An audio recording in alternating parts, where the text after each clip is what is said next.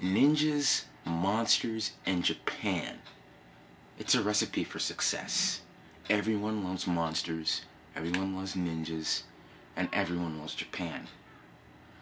However, it's already been done. It is a recipe for success, don't get me wrong, but it's already been done. That's Tecmo's Ninja Gaiden series. However, From Software Studios felt that they had the need to make another game. A game based on Ninja Gaiden, in my opinion. This game is a shameless ripoff of Ninja Gaiden. It is not the God of War for the Xbox 360. It is not the killer app for the Xbox 360. Don't buy it. I didn't even feel that there needed to be a review for this. However, I need to get this word out there. XPlay gave this a 4 out of 5. They got paid to give that thing a 4. This thing is not worth it. I'll tell you why.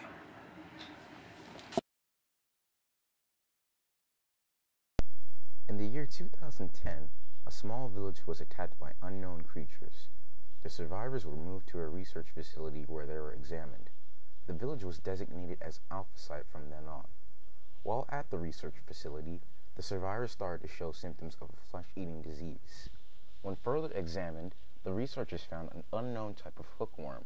It was classified as an alpha worm. Conventional medicine had no effect on the patients, and the alpha worms continued to spread their bloodstream, causing genetic failures. They deformed the victims, but oddly the infection increased the strength and resilience of the people infected. While it made their bodies stronger, it shrunk their minds until they became violent, crazy, and bloodthirsty. Whoa, wait a minute.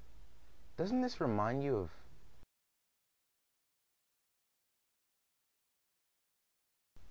Wow, ripping off Tecmo's Ninja Gaiden and Capcom's Resident Evil. Wow.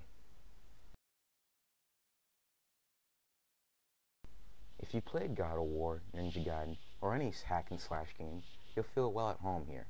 Ninja Blade's controls are decent, but once again they take from Ninja Gaiden. There are around 9 missions, each clocking in at around 1 hour. Another feature this game has is QuickTime events. QuickTime events force players either to rapidly mash buttons or hit one or more buttons in a random sequence. We've seen it in plenty of games, but in Ninja Blade, it's done a bit differently. Rather than pressing a button as soon as it appears on screen, you have to match it just as a constricting circle appears around the button they want you to press.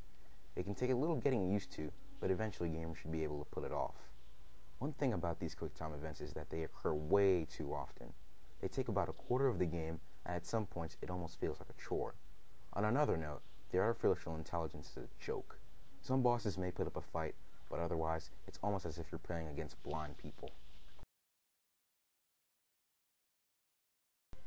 There's not much to say in this department.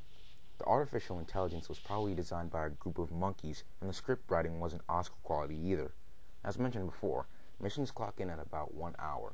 It's lengthy, but in this game, quantity over quality seems to be its main focus. There are no save points, so if you just so happen to buy this game, there's no turning back. If you want to give the game a break without losing your progress, you'll have to beat the entire level.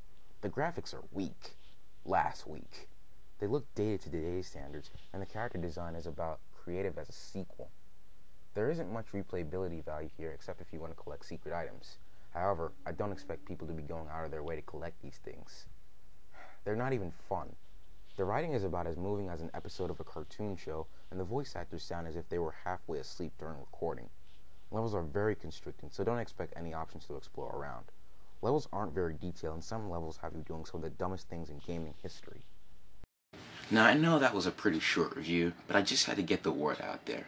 Ninja Blade overall is a shameless ripoff of the Ninja Gaiden series, and there should be laws to protect beautiful games like Ninja Gaiden against people who try to make games like Ninja Blade. I know XPlay gave Ninja Blade a 4 out of 5, but don't believe them. This is why you're watching my review, to get the opinion of real gamers. I'm not trying to go against XPlay, but honestly, you gotta be wondering, were they getting paid to give this thing 4 out of 5? You serious? Overall, Ninja Blade is a cute game to have in your collection as long as you didn't pay $60 for it. I'd buy it if it were around $20, which could be happening very soon.